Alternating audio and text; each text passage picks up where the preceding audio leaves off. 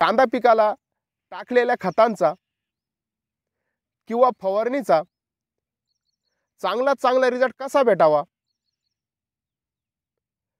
वातावरणामध्ये होणारे बदल, कधी थंडी सुटणे, तापमानामध्ये होणारे वाढ किंवा आबळ येणे, याच्यामुळे होणारे विपरीत परिणाम, याच्यापासून संरक्षण आपल्या कांदा पिकाचे कसे व्हावे, याच्याविषयी आजचा व्हिडिओ आहे। नमस्कार शेतकरी मित्रांनो, मी आपला शेतकरी मित्र आपल्या हक्काच्या यूट्यूब चॅनलमध्ये व्हिडिओ पाहणाऱ्या सर्व शेतकरी मित्रांचा मनापासून पुन्हा एकदा स्वागत करतो। शेतकरी मित्रांनो,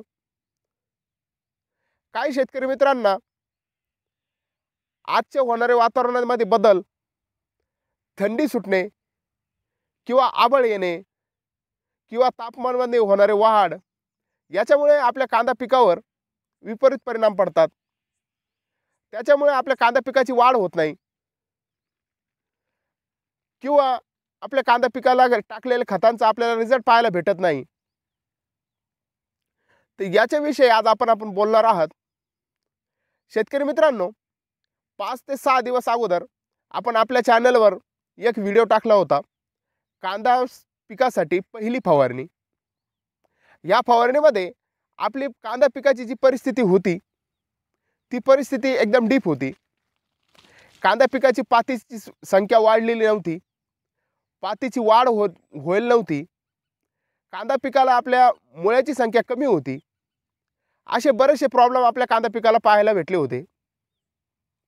तर मित्रांनो, आम्ही पहिली फवारणी करून एक 5 ते 6 दिवस झालेले आहे आणि आपण बघू शकता आमच्या कांदा पिकाची पातीची संख्या वाढली, पातीची वाढ पण झाली, कांदा पिकाच्या मुळ्यांची संख्या पण वाढली।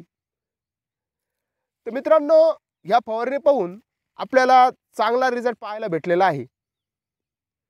तर आपल्याला फवारणीचा किंवा टाकलेल्या खतांचा चांगला रिझल्ट घ्यायचा असला तर आपल्याला कांदा पिकाला फवारणी करायच्या अगोदर 2 ते 3 दिवस अगोदर पाणी भरून घ्यायचं आहे।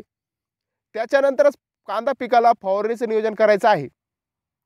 आणि फवारणीमध्ये मित्रांनो आपल्याला स्टिकर वापरायचं आहे आणि फवारणी जवळजवळ सकाळी 8 ते 12च्या होऊन जायला पाहिजे, अशा प्रकारचं आपल्याला नियोजन करायचं आहे। आणि मित्रांनो, आपल्या कांदा पिकाला खत व्यवस्थापन 50 दिवसाच्या आत होऊन जायला पाहिजे, कारण का 50 दिवसाच्या नंतर आपल्या कांदा पिकाला टाकलेल्या खतांचा एवढा खास रिझल्ट पाहायला भेटत नाही। तर अशा प्रकारे आपल्याला नियोजन करायचं आहे। तर जे काही शेतकरी मित्र आपल्या व्हिडिओवर नवीन आले आहात ते आपल्या व्हिडिओला लाईक करून घ्या, आपल्या चॅनलला सबस्क्राईब करून घ्या व बेल आयकॉनला ऑलवर ठेवायचा प्रयत्न करा, जेणेकरून नवीन व्हिडिओची नोटिफिकेशन आपल्याला लवकरात लवकर येईल।